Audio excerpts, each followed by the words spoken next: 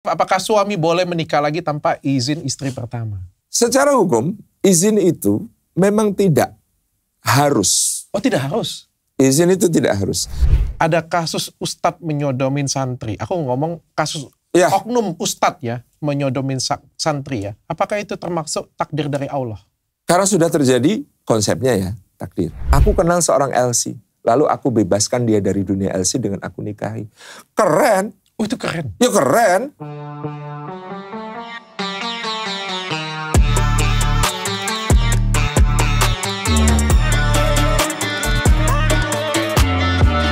Assalamualaikum Pak Ustadz. Waalaikumsalam dok. Apa kabar? Alhamdulillah, baik. Ini pertama kalinya aku pakai gamis loh, sumpah. Keren loh, sudah. Tapi cocok gitu, pas banget. Dibeliin tim, dia bilang, nanti pakai dok waktu podcast dengan Ustadz Salim. Saya justru jarang-jarang pakai gamis kan. Aku malu kayak seolah-olah gimana gitu. Enggak, gamis itu kan pakaian sehari-hari di tempatnya ya. Kalau teman-teman di Arab kan sehari-hari nggak harus Ustadz yang pakai. Yang pakai pedagang di pasar juga pakai kan. Gitu ya? Iya. Tapi bukan. Dokter juga pakai. Boleh pakai ya? Boleh pakai ya? Iya. Ini biar kelihatan keren di depan Ustadz Salim. Apa kabar Pak Ustadz? Alhamdulillah sehat Aku dok. belum tepatin janji aku dengan Pak Ustadz nih. Mau ke pondok kan? Iya. Ditunggu. Terus. Sebenarnya bulan Oktober atau November kemarin ya. Ya. Sempat kita terschedule mau ke. Ini ya ceritanya kan aku ada janji bahwa aku akan main ke pesantrennya Pak Ustadz. Siap. Tapi ternyata tahun lalu tuh nggak sempet. Sudah dijadwalkan. Tapi ternyata sempat kita cancel.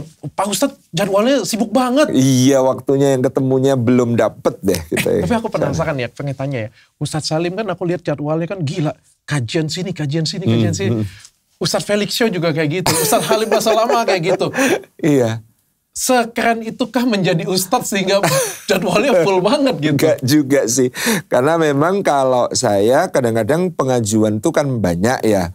Cuman untuk misalnya Kota Jakarta ya sudah dari banyak pengajuan kita satuin, kita susun supaya efisien sehingga saya berangkat sekali ke Jakarta 3 atau 4 hari bisa beberapa acara sekaligus gitu. Full terus tapi Pak Ustadz. Tapi full memang gitu ya. Konsekuensinya begitu.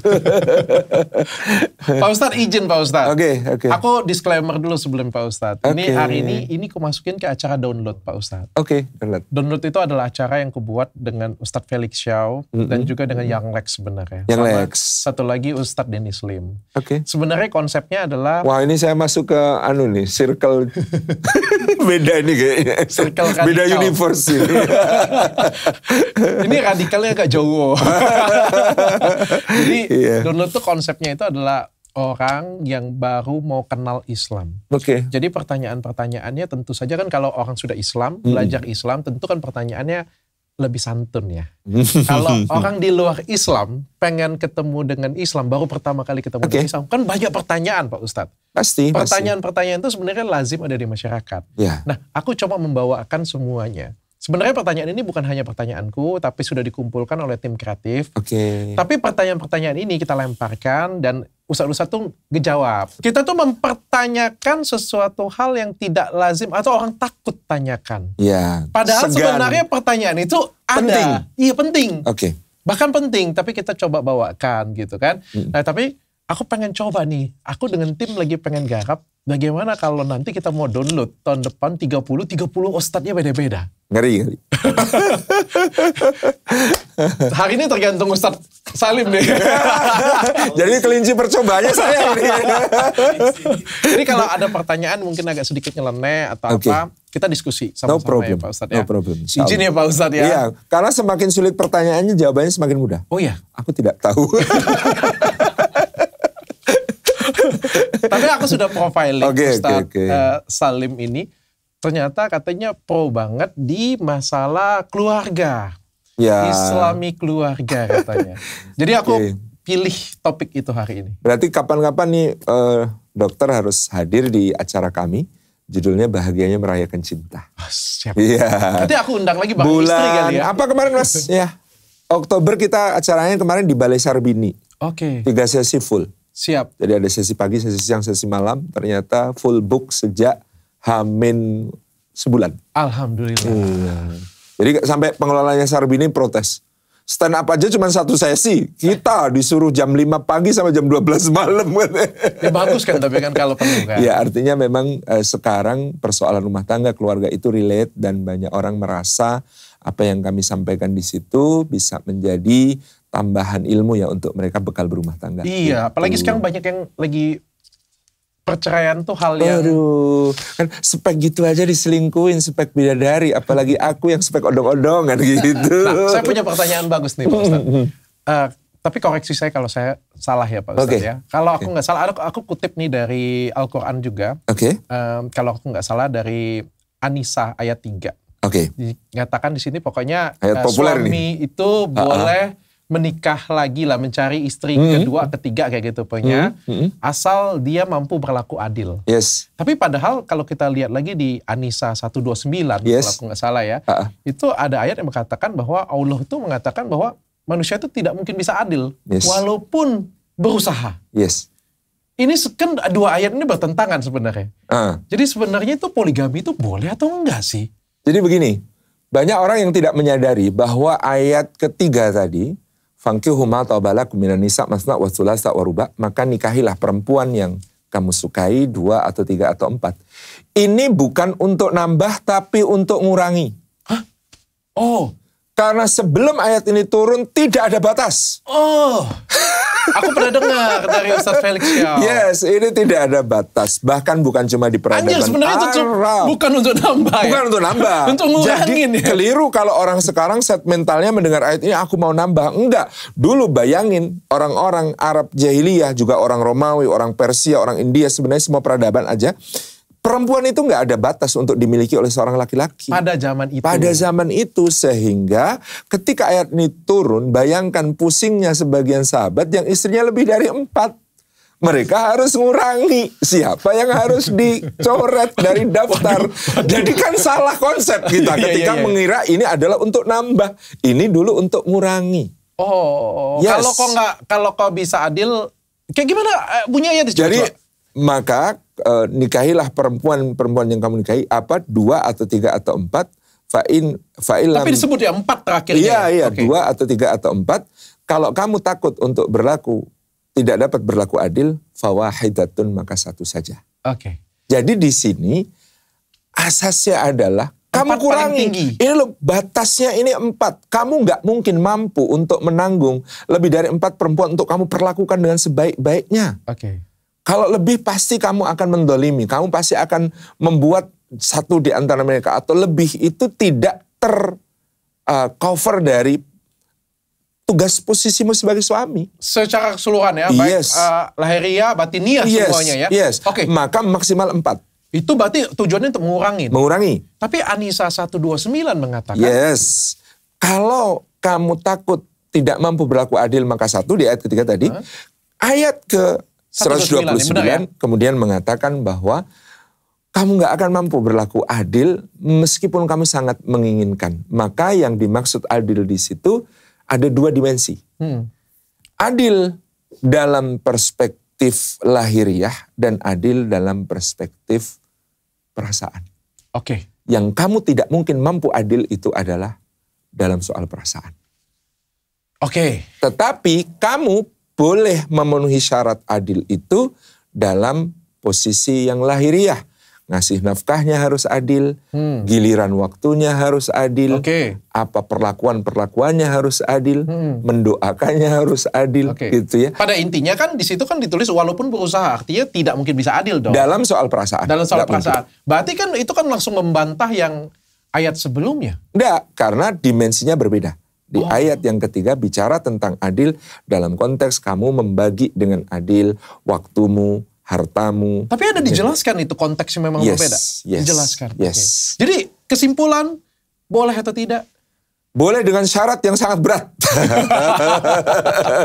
Karena gini, ada kondisi di mana kemudian poligami bisa saja menjadi solusi bagi kondisi-kondisi yang memang ada seorang lelaki dengan tanggung jawab yang mampu untuk memenuhinya besar, di mana kemudian melihat adanya banyak perempuan yang kemudian memerlukan pengayoman, memerlukan perlindungan, memerlukan untuk mendapatkan kepemimpinan seorang lelaki.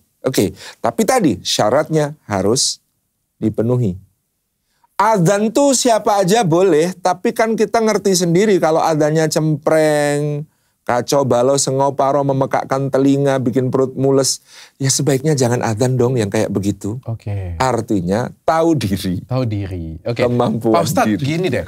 Kalau zaman dulu kan istri biasa ya. 5, 9, 10, 20. Nah, makanya tadi dibatasi. Makanya jadi 4. Yes. Tapi kan sekarang zaman sudah berubah Pak Ustadz. Oke. Zaman sudah berubah. Dan ayat ini Masih ada. Pak Ustadz boleh percaya atau tidak, ayat ini selalu dipakai untuk beberapa oknum untuk menambah pasangan.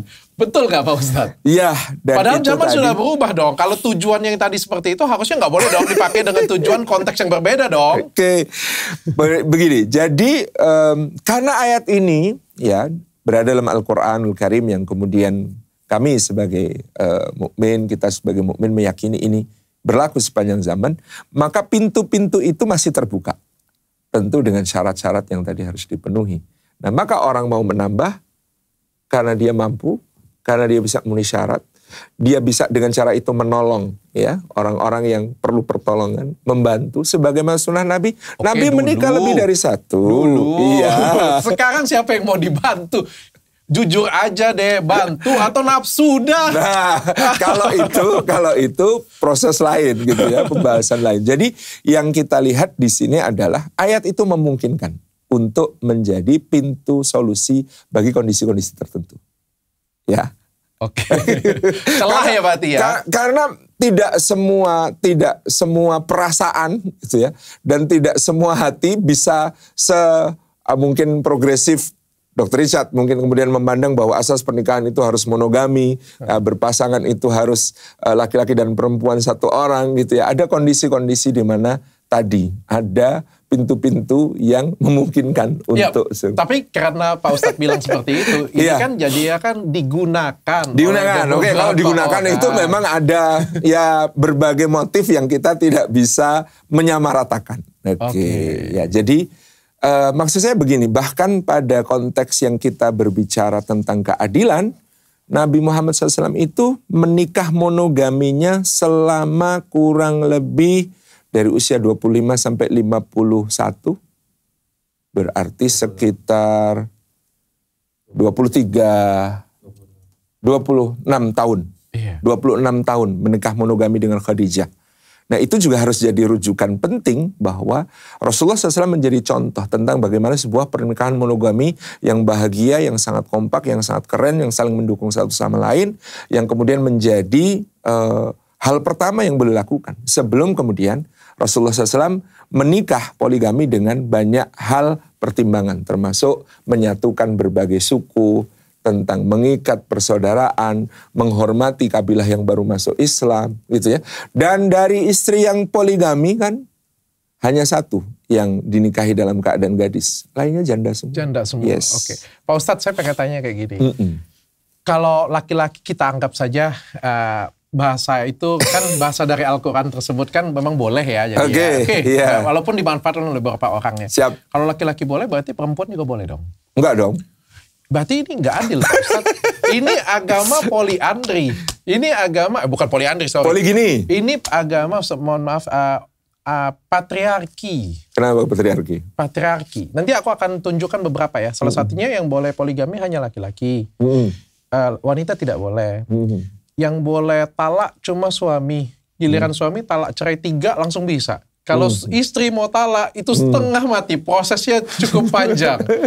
Suami istri tidak boleh, banyak yang sebenarnya Islam beberapa orang ya. Aku nggak ngomong diriku deh. Kan ngomongnya jadi kalau poligami boleh, berarti poliandri boleh dong. Itu kan kesetaraan semuanya. Oke, secara mungkin biologi Dr. Richard lebih tahu, tetapi kondisi poliandri itu menjadi mengacaukan satu institusi yang namanya keluarga gitu. Sama poligami juga. Enggak juga, beda. Dari sisi biologis kan ada pertemuan antara benih laki-laki dan benih perempuan gitu kan. Dalam kondisi seorang istri ya, kalau suaminya lebih dari satu mengacaukan garis keturunan dong. Enggak lah, kalau jelas kan, kalau yang mana di antara salah satu di antara 4 itu aja tinggal. Iya, tapi kan kacau kan. Kacau. Kepemimpinan itu satu. Yang dipimpin boleh lebih dari satu. Masa presiden mau 270 juta rakyatnya satu? Nggak bisa dong, nggak bisa dong. Ya itu kan kalau konsepnya pemimpinnya itu laki-laki. Memang di dalam Islam pemimpinnya ar-rijalu qawwamuna 'alan nisa, laki-laki. Oh itu sudah jelas ya? Ya, memang ada bahwa kepemimpinan dalam keluarga itu laki-laki. Apakah patriarki? Bukan. Karena kemudian memang di situ justru kalau saya di dalam Islam harus pilih, saya benar-benar pilih dari jadi perempuan. Kenapa? Sangat indah menjadi perempuan dalam Islam. Jadi laki-laki itu isinya beban dan tanggung jawab semua. Oh ya? Yes, berat jadi laki-laki. Mungkin orang bicara, Islam nggak adil. Warisan misalnya, laki-laki 2 bagian, anak perempuan 1 bagian. Oh iya? Yes, mau dituduh patriarki juga nih. Nanti dulu. Laki-laki 2 bagian, perempuan 1 bagian. Tapi siapa yang berhak menentukan mahar? Perempuan. Laki-laki harus membayar mahar seperti yang diminta oleh perempuan. Cuma di Indonesia memang perempuannya baik-baik. Maharnya cuma seperangkat alat sholat. Padahal dia bisa menentukan mahar setinggi apapun, terserah dia. Nanti begitu mereka menikah, laki-laki bekerja. Dia wajib menafkahi istrinya, menanggung semua kebutuhannya. Pakaian yang dikenakannya, yang diberikan kepada istrinya harus setara. Gak boleh laki-laki jauh lebih mewah daripada istrinya misalnya. Karena dia harus memberi pakaian seperti apa yang kamu pakai. Makanan seperti apa yang kamu makan. Tugasnya laki-laki. Jadi pekerjaan laki-laki hasilnya dia harus gunakan untuk keluarga. Sementara ketika perempuan itu bekerja, itu hak pribadinya dia. Oh gitu? Yes, dia nggak punya kewajiban untuk ngasih anak, ngasih suami. Itu hak pribadinya dia kalau dia bekerja. Next, yang berikutnya lagi. Perempuan itu memang sampai ada satu disertasi di Universitas Al-Azhar, Islam itu disebut sebagai risalah pembebasan perempuan. Oh, yes, risalah pembebasan perempuan. Karena sebelum datangnya risalah Nabi Muhammad, seperti apa kondisi perempuan? Lalu Islam menempatkannya sebagai ibu. Oke. Surga di bawah telapak kaki ibu. Gak ada di bawah telapak kaki bapak. Ketika ada orang datang kepada Nabi, ya Rasulullah, kepada siapa aku berbakti? Ibumu. Lalu siapa? Ibumu. Lalu siapa? Ibumu. Lalu siapa? Bapakmu. 3:1? Enggak. Bukan itu. Bukan 3:1. Tapi kalau pertandingan olahraga, medali emas, medali perak, medali perunggu direbut oleh ibu, bapak dapat hadiah keempat, hadiah hiburan. Wanita dimuliakan. Dimuliakan. Itu ibu. Istri. Sebaik-baik di antara kalian adalah yang paling baik kepada keluarganya. Khairukum li ahlihi wa ana khairukum li ahli. Sebaik-baik di antara kalian adalah yang paling baik kepada istrinya, dan aku adalah contoh tentang bagaimana memperlakukan dengan baik istriku. Nabi menjadikan ukuran kemuliaan seorang suami pada bagaimana dia memperlakukan istri. 3, sebagai anak perempuan. Barang siapa memiliki 3 anak perempuan, dididik dengan baik, baginya surga. Barang siapa memiliki 2 anak perempuan, dididik dengan baik, baginya surga. Barang siapa memiliki 1 anak perempuan, dididik dengan baik, baginya surga. Itu tidak ada hadisnya tentang anak laki-laki. Oke. Jadi posisi perempuan itu power sekali. Laki-laki bertugas menafkahi. Apa yang harus dilakukan laki-laki? Memberi makan. Memberi makan itu sampai menyuapkan ke mulut. Wah. Seharusnya. Tanggung jawab ya. Tanggung jawabnya begitu. Maka kalau laki-laki cuma ngasih uang belanja, sana beli makanan, itu baru separuh nafkah. Karena seharusnya dia yang menyediakan makanan itu sampai memastikan. Yes. Memakai pakaian. Suami itu harusnya bukan cuma pinter melepas pakaian, tapi memakaikan pakaian. Ya kan? Sampai selevel itu. Jadi kalau dia cuma sana beli baju sesuka kamu, itu baru separuh nafkah, belum sepenuhnya. Oke Pak Ustadz. Tapi zaman sekarang Pak Ustadz, yes, banyak laki-laki mau kondo Pak Ustadz. Itu yang salah, berarti bagaimana kemudian dia tidak memahami tanggung jawab. Kepanjangan dari mau kondo. Apa sih? Ya cuma tahu maknanya, kayaknya laki-laki nggak modal gitu ya, nggak tanggung jawab gitu, nggak bisa memenuhi tugas gitu kan. Gitu. Modal konsultasi doang. Gitu. Ya, tapi kan sekarang banyak Pak Ustadz. Betul. Kondo. Nah itu hukumnya apa Pak Ustadz? Nggak boleh. Haram. Laki-laki kayak begitu nggak boleh menikah sebenarnya. Karena dia akan menyengsarakan keluarganya, menyengsarakan istrinya. Nggak boleh. Itu. Jadi termasuk tadi Dr. Richard bertanya tentang cerai. Tidak semudah itu cerai bagi seorang laki-laki sebenarnya. Karena begitu dia bercerai, anak itu tetap akan jadi tanggung jawab dia sampai dewasanya.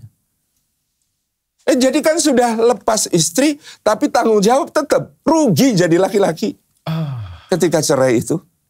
Oke, aku pernah ngomong sih di dalam logika bisnis juga memang rugi. Rugi, wong istrinya dilepas tapi tanggung jawabnya untuk menafkahi enggak? Masih dikasih. Tapi itu wajib ya dalam Islam? Wajib. Bagaimana hukumnya kalau misalnya kita sudah bercerai tapi kita nggak kasih tanggung jawab kita? Itu dosa besar.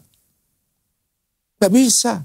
Itulah makanya kenapa aku itu nulis tahun 2004 buku judulnya Agar Bidadari Cemburu Padamu. Di situ aku sebagai penulis cemburu sama perempuan. Saking ini Islam habis-habisan memuliakan perempuan, kita laki-laki ini di pojok tersudut untuk kemudian segala perilaku kita harus memuliakan perempuan. Itu dari sudut pandangnya laki-laki Pak Ustadz. Iya. Dari sudut pandangnya perempuan kan ya namanya juga ada ego ya kita masing-masing ya. Kalau sudut pandang laki-laki kan mungkin kita ngeliatnya enak banget tuh jadi cewek. Rumput tetangga kan selalu lebih indah ya. Tapi kan bagus begitu sih. Beberapa perempuan kan punya sudut pandang yang wah enak banget nih laki-laki nih. Dia boleh nikah lagi, kami nggak boleh, ya kan? Dia boleh bekerja, padahal perempuan pun kalau misalnya dilarang oleh suaminya bekerja itu tidak boleh bekerja, ya kan? Terus, tapi harus dicukupi. Nah masalahnya itu kadang-kadang ada lelaki melarang perempuan bekerja tapi tidak mencukupi. Nah itu. Lah tugasnya kalau kamu melarang istrimu bekerja cukupi sepenuhnya. Pak Ustadz, zaman kan selalu berubah ya? Iya. Zaman dulu nikah banyak. Oke. Zaman sekarang satu. Ya, artinya itu ada pergeseran zaman dan kita tidak bisa bantah itu. Oke. Pak Ustadz juga harus tahu satu hal bahwa ketika kita zaman sekarang banyak terjadi perceraian karena wanitanya cukup terpojokkan dan terzolimin. Oh, oke, maaf. Ini kejadian nyata dan banyak sekali. Aku yakin banyak sekali. Wanitanya pintar, cerdas, sekolahnya bagus, kerjanya juga bagus banget. Berhenti bekerja karena menikah. Disuruh suami. Suaminya agamis banget, ya kan? Agamis banget dan diikut. Beberapa tahun kemudian, puluhan tahun kemudian, si suaminya selingkuh. Dan wanitanya nggak bisa ngapa-ngapain karena tidak punya kekuatan apapun. Dalam Islam suami selingkuh diapain? Wah, aku nggak tahu. Cambuk ya, potong. Suami selingkuh kalau terbukti ada saksi 4 orang melihat kan dirajam. Jadi sebenarnya tidak ada masalah gitu. Jadi maksudku perlindungannya terhadap perempuan itu paripurna, cuman sayang tidak diamalkan. Masalahnya aja. Nggak diamalkan. Nah itu.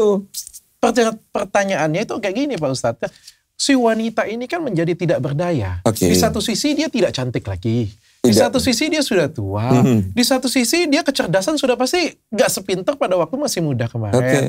Karirnya juga, pekerjaan juga gak mudah pasti dapat pekerjaan. Karena dia sudah berhenti kerja lama kan. Betul. Akhirnya dia cuma menerima dari suami, gak punya kemampuan apapun. Akhirnya inilah yang terjadi kadang-kadang itu wanita dizolimi di sini. Nah, dia harus karena diadvokasi. tidak ada kesetaraan. Namanya setara itu kan harus sama-sama nih. Sama-sama pegang kartu nih. Iya kan? Ini satunya nggak pegang kartu apapun. Sehingga akhirnya cenderung memaafkan, cenderung tersiksa. Dan akhirnya waktu ditinggalkan nggak punya perlawanan si istrinya. Itu terjadi hanya di Islam atau di agama? Semua. Saya nggak ngomong ini. Saya berbicara artinya pada zaman sekarang. Aku mau objektif bahwa Islam punya aturan tentang itu misalnya. Misalnya, Nabi Muhammad itu nggak punya rumah. Karena semua rumah itu rumah istrinya. Sampai di satu negara Islam, itu aturannya suami dan istri menikah, rumah itu atas nama istri. Itu ada? Ada. So, ketika suami misalnya mau sewenang-wenang, aku ceraikan kamu, silakan pergi. Nggak bisa dong, siapa nih yang punya rumah nih siapa? Tapi itu ada dicatat ya, Mbak? Berarti kalau misalnya kita sudah menikah, aset itu dikasih ke istri. Seharusnya. Tuntunan agamanya begitu. Cuman, tuntunan agamanya seperti itu. Apakah kita lakukan? Itu. Berarti tidak dimuliakan ya tetap itu wanita. Masalahnya. Karena prakteknya yang kurang ya. Kita nggak bisa menyebut ini rumah Nabi, itu nggak bisa. Ini rumah Aisyah yang sekarang menjadi kuburan beliau itu rumah Aisyah bukan rumah Nabi. Di seberangnya ada rumah Hafsah. Itu semua rumah istri-istri beliau. Jadi tidak disebut rumah beliau. Beliau nggak punya rumah. Berarti sebenarnya wanita itu di Islam itu sangat dimuliakan cuma pada prakteknya. Yes. Tidak diamalkan dengan baik. Makanya jadi ada unsur-unsur budaya mungkin lokal yang patriarkis tadi yang kemudian dikombinasi dengan agama. Akhirnya dicarikan pembenaran dari agama, lalu orang sekarang yang disalahin agamanya. Oke. Nangkep aku Pak Ustadz. Jadi apa ya, nilai-nilai lokal itu kan biasanya jauh lebih kuat daripada agama kan. Culture-nya dikawinkan dengan... Aku lebih Jawa katakanlah gitu ya, dalam menganut nilai-nilai Jawa. Kemudian aku dididik secara Islam. Kadang-kadang secara nggak sadar aku kadang-kadang menyikapi persoalan itu dengan cara Jawa, bukan dengan cara Islam kan gitu. Nah lalu kemudian seakan-akan mendapatkan pembenaran karena cuplik-cuplik ayatnya tidak difahami secara utuh. Dimanfaatkan oleh orang-orang tertentu. Begitu. Mantap, saya paham Pak Ustaz. Kita balik lagi Pak Ustaz. Oke. Ada Kita kembali ke jalan yang benar. Mokondo tadi Pak Ustaz. Pak Mokondo itu nggak boleh menikah. Nggak boleh? Nggak boleh. Karena Islam. seorang lelaki kalau mau menikah maka dia harus siap bertanggung jawab. Siap memberi mahar berapapun yang diminta oleh seorang perempuan. Siap menafkahi. Bahkan dalam mazhab Syafi'i misalnya ada pembahasan. Kalau seorang perempuan di rumahnya, di rumah ayah ibunya punya 2 pembantu. Maka wajib suaminya menyediakan 2 pembantu juga. Ini yang sebenarnya nggak terekspos kan hal-hal semacam ini. Itu. Bahwa sebenarnya kita harus buat sama baiknya atau lebih baik. Standarnya minimal sama seperti yang kemudian ada di tempat di mana perempuan itu tumbuh. Di rumah bapaknya, dia pembantunya 2. Aku nikahin dia. Aku punya kewajiban untuk nyediain 2 pembantu harusnya. Kayak gimana kalau misalnya dia naksir cewek yang anak orang kaya Pak? Itu berat Pak ya. Kecuali dengan kerelaan. Tadi ya namanya semua perangkat hukum itu di atasnya ada namanya hikmah. Hikmah toh? Ini namanya rezeki anak soleh. Bisa jadi gitu kan. Tapi apa hukumnya Pak Ustadz kalau misalnya pendapatan istri kita itu lebih tinggi daripada kita? Jabatan posisi dia jauh lebih tinggi daripada laki-lakinya Pak Ustadz. Sebenarnya tidak ada penghalang ya. Khadijah itu pendapatannya jauh lebih tinggi daripada Nabi. Selama kemudian keharmonisan rumah tangganya dijaga. Artinya boleh, nggak jadi masalah? Nggak masalah. Sebenarnya misalnya istrinya kemudian mengatakan, wahai suamiku, kau tetap suamiku, engkau adalah pemimpin yang bertanggung jawab atas rumah tangga ini. Aku bekerja sebagai inisiatif pribadiku, aku akan membantu seridoku terhadap rumah tangga ini. Seridoku? Seridoku dong, nggak bisa dipaksa istri. Ini suaminya nggak punya duit buat beli rokok, ya terserah. Bukan kewajiban istri. Bukan kewajiban ya? Bukan kewajiban istri untuk ngasih suami di saat seperti itu. Cuma memang begini, persoalannya kadang-kadang laki-laki itu ya itu tadi gampang jatuh mental. Kalau istrinya pendapatnya lebih tinggi, karirnya lebih cemerlang, itu insecure. Dan saya mendapati konsultasi rumah tangga di mana pada beberapa kasus karena suaminya usahanya lagi jatuh, bisnisnya lagi down, sementara istrinya karirnya moncer. Itu yang terjadi bukan cuma gangguan secara ekonomi, tapi gangguan psikis. Sehingga suaminya ini beberapa kasus itu disfungsi ereksi sama istrinya. Karena kalah mental. Karena udah kalah duit, kalah mental, down itu. Kalah modal lagi. Maka kalau memang masih tetap mau menjaga pernikahan, menjaga rumah tangga, di sini peran dua-duanya penting. Istri menguatkan, menyemangati gitu ya supaya suaminya nggak down. Mungkin juga konsultasi psikolog lah, boleh. Tapi memang hal seperti ini kadang memicu hal yang lebih parah. Misalnya, karena suaminya itu ya tidak bisa memenuhi tugas kepada istrinya karena gangguan psikis tadi, dia mencari perempuan yang dia anggap yang lebih bisa didominasi. Maka kan dulu ada kasus istrinya glowing, shining, mesmerizing, bening, bahkan juga pengusaha skincare gitu. Tapi dia selingkuhnya sama pembantu yang kalau dijejer, kan jauh banget istri sama pembantunya. Tapi kenapa kok dia bisa sama pembantu? Karena di situ sebagai laki-laki dia merasa jatuh di depan istrinya. Tapi dia masih berasa sebagai orang yang punya kuasa di depan pembantu. Oke. Apa hukumnya Pak Ustadz kalau kita punya suami yang gak guna Pak Ustadz? Waduh, ya harus direparasi lah itu. Direhabilitasi betul-betul sampai kemudian bisa berdaya lagi. Karena memang tentu banyak sebabnya ya. Tapi boleh diceraikan atau kayak gimana itu? Sangat mungkin. Saya menyarankan pada satu pasangan, ada satu pasangan, istrinya bekerja, suaminya usahanya lagi down. Di saat itu istri berkata, ketika dia minta duit Pak Ustadz, saya jadi nggak bisa nolak ketika dia masih suami saya. Karena Ya dia masih suami saya. Sedangkan sebenarnya duit itu saya simpan untuk nanti pendidikan anak, untuk ini, untuk ini. Terus bagaimana? Loh kalau ibu tidak bisa menolak seperti itu, ibu ajukan gugat cerai karena dia sudah tidak bisa memenuhi kewajiban sebagai suami.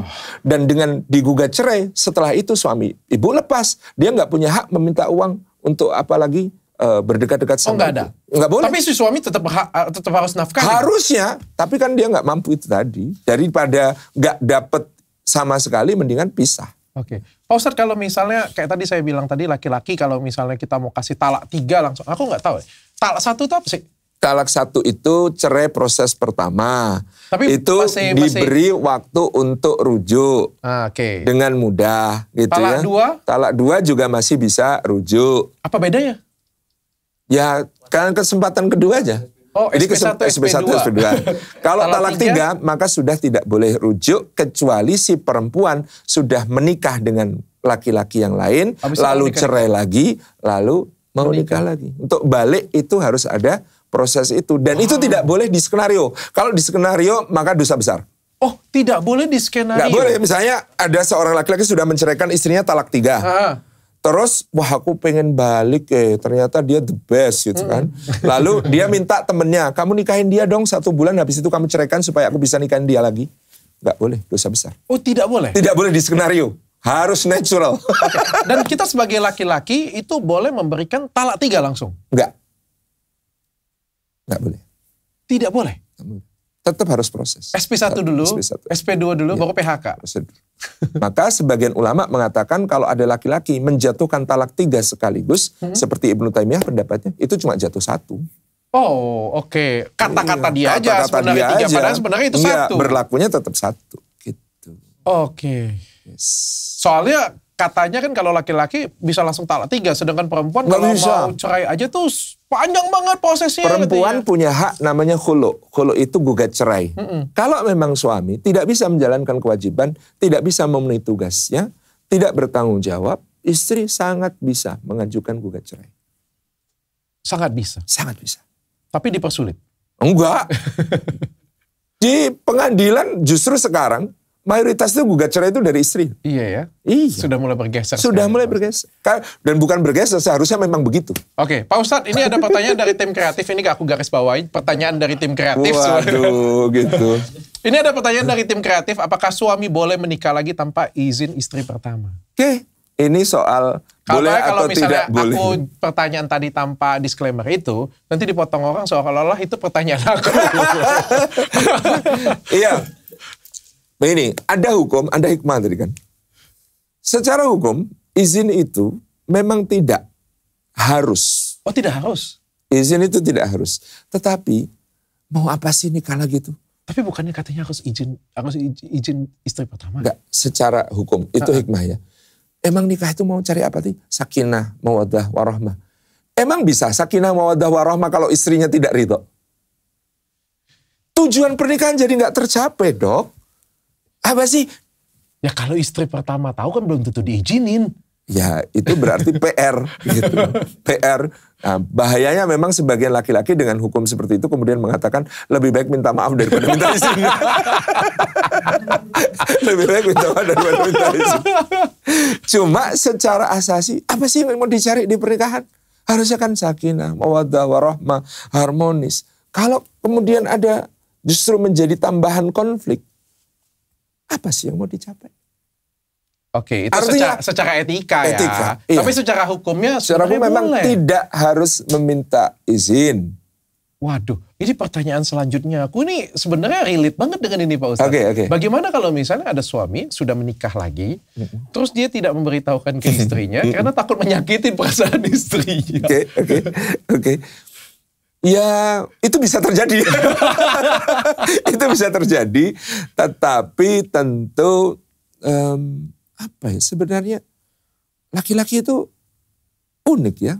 Jadi dia mengira pernikahan itu sebagai satu kesenangan. Padahal dari konsekuensi hukum itu berat, tanggung jawab bertambah, tambah rumit. Makanya kenapa ketika kemudian ayat tentang tadi yang awal kita bahas tadi, itu bagi saya ketika memahami bahwa konteks sejarah itu untuk membatasi, Dan kemudian dengan pembatasan itu bahkan ada hak-hak perempuan yang jauh lebih dahsyat yang kemudian dilindungi oleh Islam.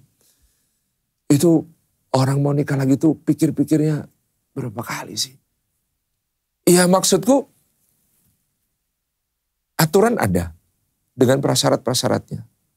Maka ketika orang mau mengikuti prasyarat-prasyaratnya, silakan. Cuman siapa sih yang mampu mengikuti prasyarat-prasyarat itu?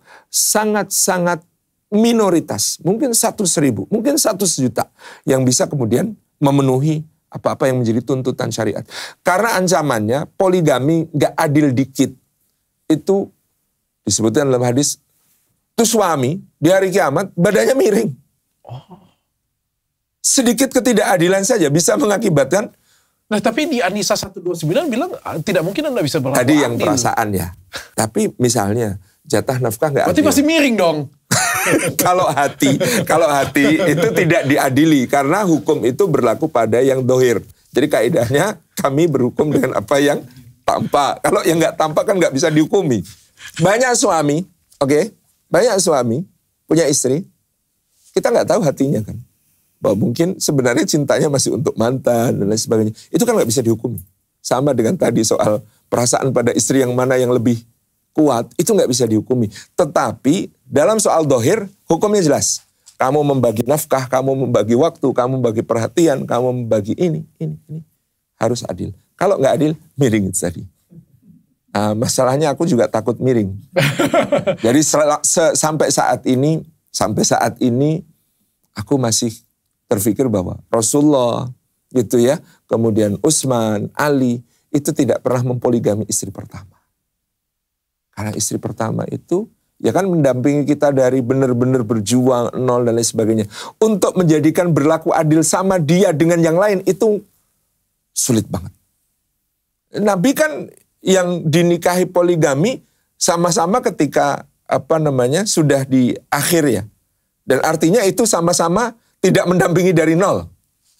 Sehingga perlakuan adil kepada mereka menjadi memungkinkan. Tapi menyandingkan yang pertama yang mendampingi dari nol, itu kan menjadi sulit sekali. Artinya kalau aku melihat istriku, semakin kulihat dia, bahkan kalaupun dia mengizinkan, aku semakin gak tega. Gitu. Oke, siap. Personalnya begitu. Aku sebenarnya pengen tanya lagi. Aku mau diserang ini. Aku pengen tanya lagi lebih dalam, tapi udahlah gak jadi. Gak jadilah. Iya. Pak Ustadz, kalau hukumnya lavender marriage apa Pak Ustadz? Apa itu lavender marriage? Lavender marriage itu. Aduh, aku kurang update deh. Apa itu? Waduh, Pak Ustadz gak tahu lagi lavender marriage. Lavender marriage itu seorang yang LGBT, tapi menikah hanya untuk status. Jadi misalnya laki-laki nih, dia itu pasangan homo, pasangan LGBT, jadi dia menyukai sesama jenis. Tapi dia membayar suatu cewek atau ceweknya nggak tahu, dijebak lah. Banyak ini Pak Ustadz. Dinikahin. Untuk status, kan beberapa sampai punya anak. Pak Ustadz jangan tanya dengan saya bagaimana caranya punya anak, karena zaman sekarang kan masih ada inseminasi dan lain sebagainya. Sangat mudah bisa apa jadi. Dalam Islam memandang lavender marriage itu Pak Ustadz? Konsekuensi hukum dari hal ini maksudnya harus ditafsir. Ya, satu, kalau hubungan sesama jenisnya jelas sangat terlarang. Ya, kita tidak berbicara ke sana. Bagaimana pernikahannya? Sudah jelas itu salah ya. Bagaimana pernikahannya? Kalau perempuannya ditipu berarti ada kedoliman di situ. Kalau perempuannya tidak tahu bahwa suaminya ternyata penyuka sesama jenis, dia dinikahi untuk status, itu kedoliman. Haram dari awal. Kalau saya menemui kasus semacam itu, saya akan minta perempuannya untuk minta pisah. Gak bisa. Dan itu membahayakan. Karena hubungan sama jenis itu salah satu yang paling berisiko untuk kemudian menjadi penyakit yang berbahaya. Yang itu kalau bisa ditularkan ke istrinya lebih merusak lagi kan. Apalagi ke anak nanti. Tapi siapa tahu dia jadi tobat gara-gara ceweknya. Boleh kalau memang dia sudah punya niat benar ya. Artinya ketika dia mulai pernikahan, dia benar-benar ingin bertobat. Bukan tujuannya lavender marriage. Bukan untuk mengcover statusnya. Kalau sudah cuma untuk sekedar mengcover status itu, maka sebenarnya, ini mungkin saya termasuk yang mengambil pendapat yang keras. Itu batal demi hukum sejak awal pernikahan yang semacam itu. Batal demi hukum? Yes, nggak bisa. Dalam agama Islam itu batal demi hukum? Yes, karena Kalau Bukan itu tujuan transaksional berarti itu batal demi hukum. Karena bukan pernikahan namanya kalau transaksional. Oh, gitu. Yes kan? Kontrak misalnya kayak gitu. Iya, nggak bisa. Nggak bisa. Bukan seperti itu pernikahan. Karena dia sebuah kemuliaan, sebuah ibadah ditujukan untuk membangun sebuah keluarga dan di situ dikehendaki adanya satu cinta yang sakinah, menentramkan, yang mawaddah, yang membuat bersemangat untuk melakukan kontribusi bagi diri dan masyarakat, yang rahmah, yang bisa membangun cinta yang saling memberi, tak harap kembali. Tapi katanya kata istrinya juga dia akan ngomong, ya enggak, dia rugi, aku senang dia senang, semuanya senang. Itu transaksi ya, iya. Bukan pernikahan. Karena tidak hikmah dan tujuan pernikahan tidak dicapai di situ. Okay. Tidak dicapai di situ. Aku pengen tanyain tetap keluarga. Jadi pasangan kita itu kan adalah salah satu takdir ya. Oke. Takdir kita ya. Apakah menjadi LC itu takdir juga Pak Ustadz? LC itu apa? Abdul Somad LC, Adi Hidayat LC gitu kan. Hanan Ataki LC gitu kan. Apa sih LC? Aku kayak ngajarin Ustadz nakal sumpah. Enggak. Pengen tahu aja. Lavender Marriage, LC. Oh itu LC yang LC pemandu karaoke. Nah, oke. Lady Companion. Yes. Okay. Yang nemenin karaoke. Apakah menjadi LC itu adalah sebuah takdir juga Pak Ustadz? Ya kalau sudah terjadi namanya takdir. Maksud berarti saya. Jadi cewek nakal, jadi pelacur itu juga adalah takdir. Setiap kita mempertanggungjawabkan pilihan-pilihan kita. Artinya konsepnya adalah takdir itu kita mengatakan dia takdirnya gitu kalau sudah terjadi. Kalau belum maka dirahasiakan oleh Allah. Dengan rahasianya takdir itu supaya kita memilih jalan untuk kemudian diambil dalam hidup ini dan pilihan kita itulah yang akan dipertanggungjawabkan. Masa takdir kita sebagai LC Pak Ustadz? Masa takdir kita itu sebagai pelacur? Kan gak adil ya gitu kan. Kalau misalnya kita bilang maha adil gitu kan. Kenapa nggak takdir kita itu sebagai wanita yang elegan, bersahaja? Bisa. Ada pilihan untuk itu. Artinya. Kalau takdir kan artinya bukan pilihan Pak Ustadz. Kalau sudah terjadi. Bagi seorang LC pun sesudah itu ada pilihan. Karena dalam cerita-cerita yang kemudian dikisahkan Nabi kepada kita juga banyak kan pelacur yang masuk surga.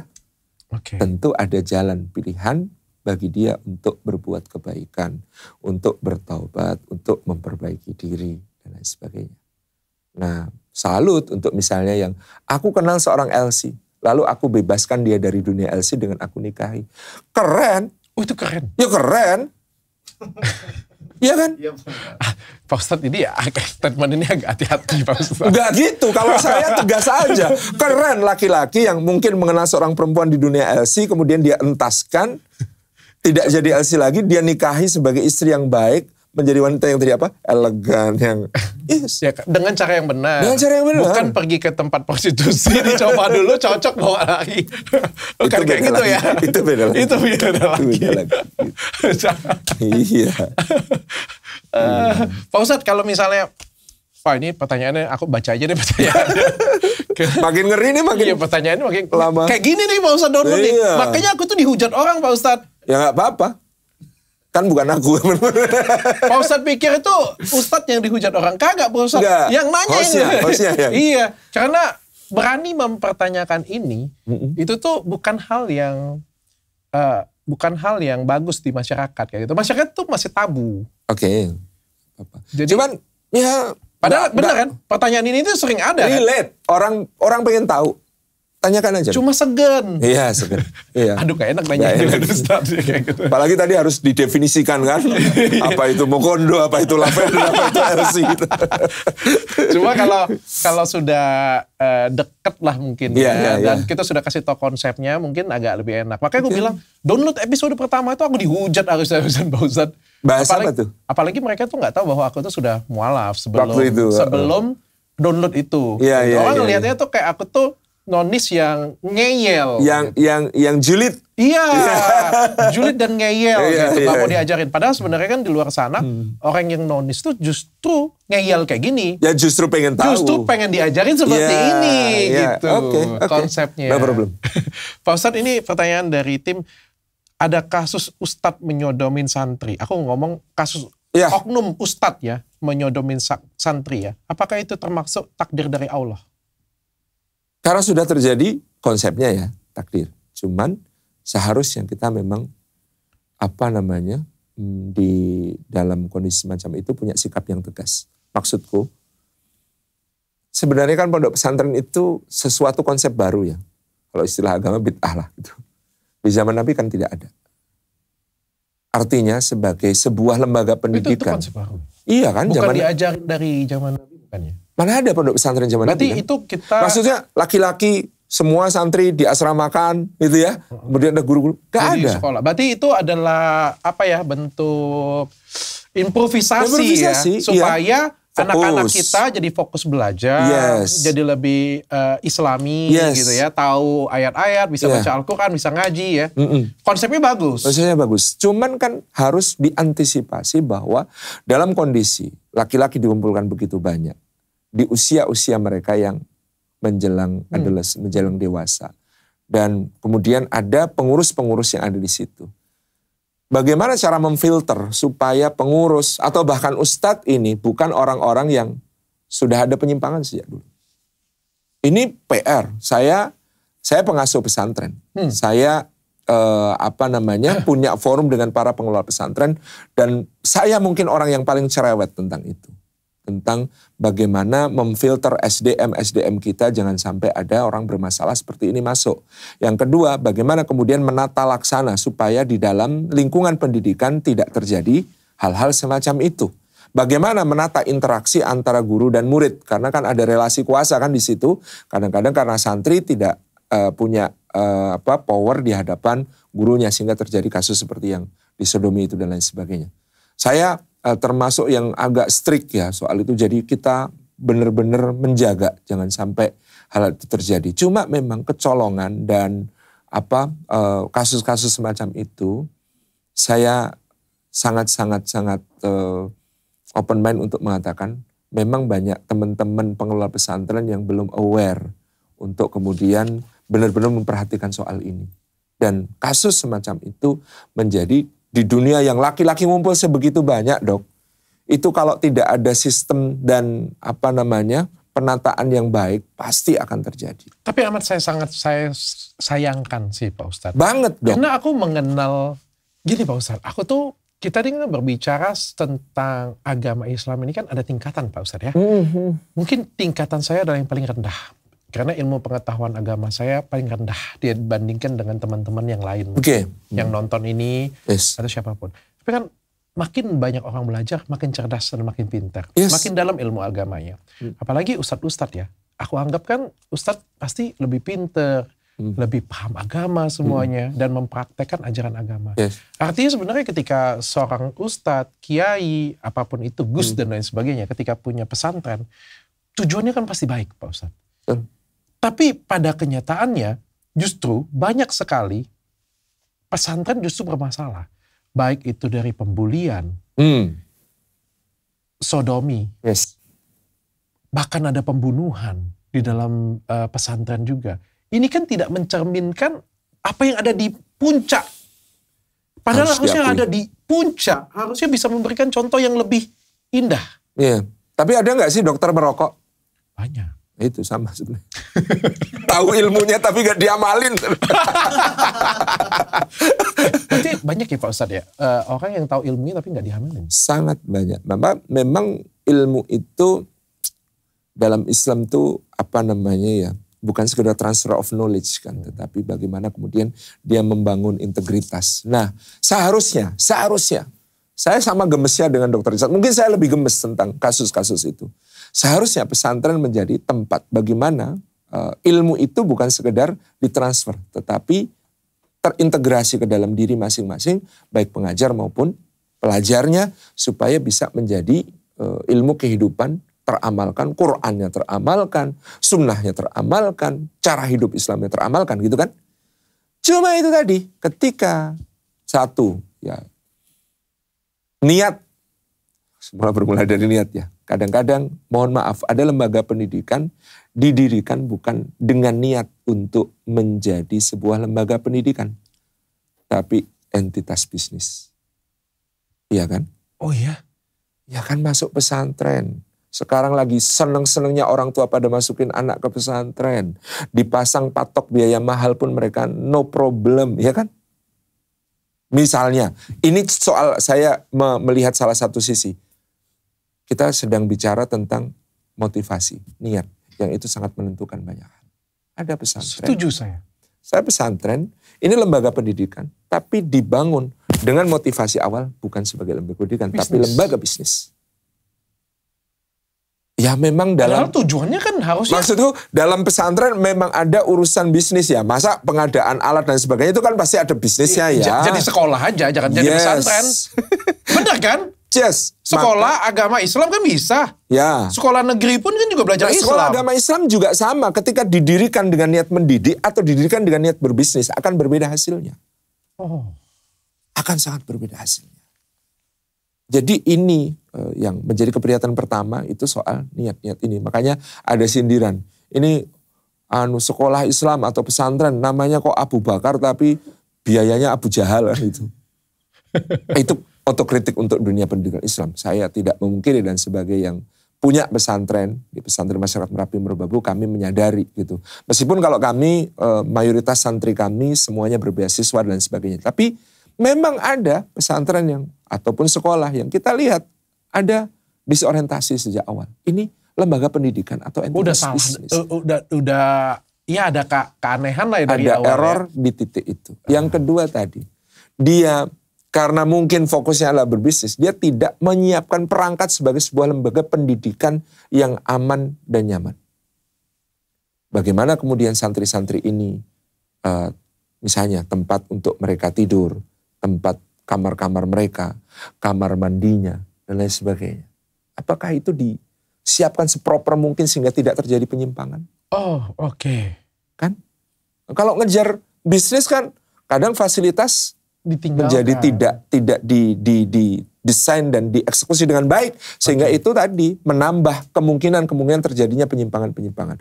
Belum seleksi guru. Ya sekarang seperti apa sih dunia pendidikan yang mendidik guru-guru kita? Jurusan pendidikan itu pilihan keberapa sih dari anak cerdas Indonesia? Gitu. Yang cerdas ke kedokteran, yang cerdas ke teknik.